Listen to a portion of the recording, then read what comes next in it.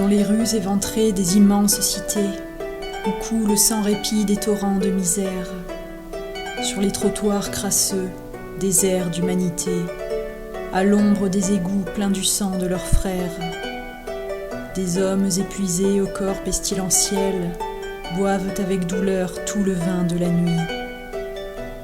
Le toit au-dessus d'eux a la couleur du ciel, et la lune rouillée cisaille leur ennui.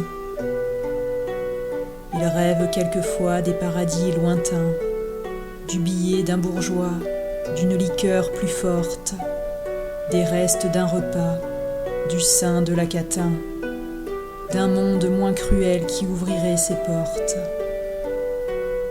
Mais sitôt que le jour vient troubler leur sommeil, ils retournent ramper dans l'enfer du supplice.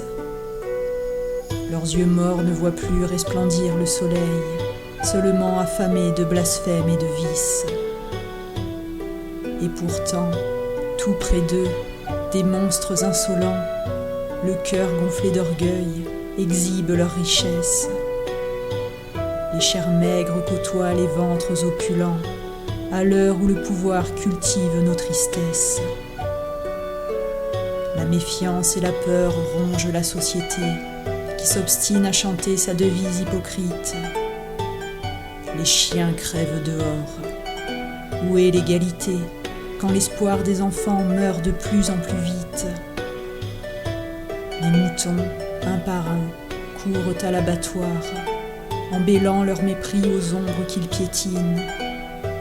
Ils passent chaque jour sur le même trottoir, sans voir se déployer l'hydre de la famine. Qui sonde leurs regards et qui se soucie d'eux?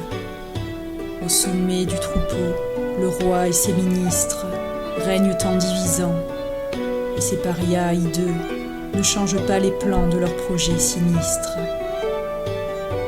Ils se gavent d'argent, parfois jusqu'à l'excès, sans laisser derrière eux traîner la moindre miette.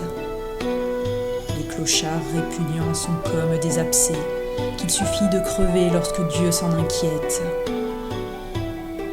Le monde corrompu ne baise plus leur front, le ciel est leur demeure et leur tombe future. Et je loue aujourd'hui de l'abîme sans fond ces anges de la boue et de la pourriture.